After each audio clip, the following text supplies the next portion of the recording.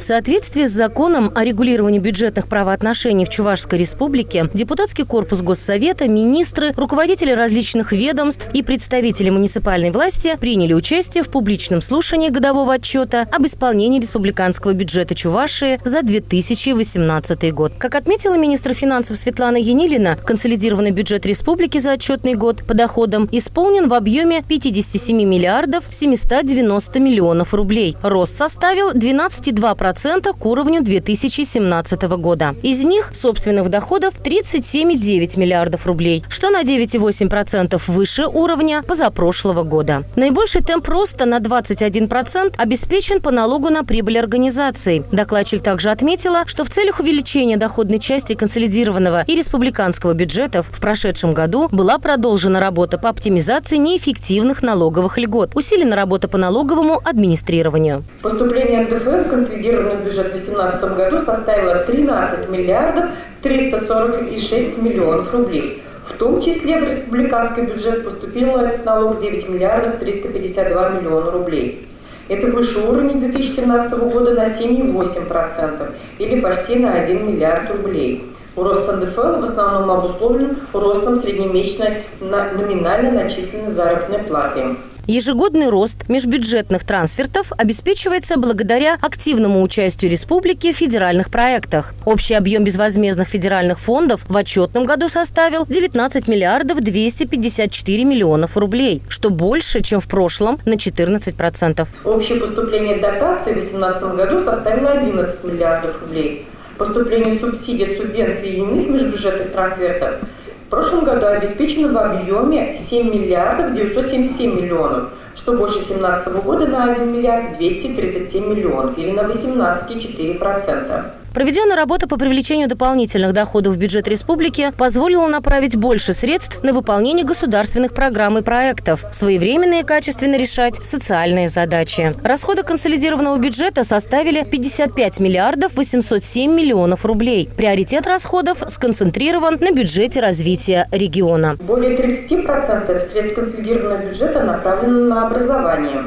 Расходы по данному направлению составили 18 миллиардов 62 миллиона рублей, что на 17,7% выше 2017 года. Расходы республиканского бюджета на образование составили 15,4 миллиарда, с ростом на 1,3 раза к 2017 году. Продолжена работа по строительству и реконструкции объектов образования. Из республиканского бюджета в прошлом году на эти цели направлено 1,5 миллиарда рублей, с ростом к 2017 году в 1,7 раза. Из них более 1 миллиарда направлено на строительство школ. Это 117 миллионов начальной школы в Ядрине, 526 миллионов школ в микрорайоне Волжский города Чебоксары, 276 миллионов на завершение строительства кадетской школы. Обеспечено начало строительства 16 новых дошкольных образовательных учреждений, на что было направлено 435 миллионов рублей.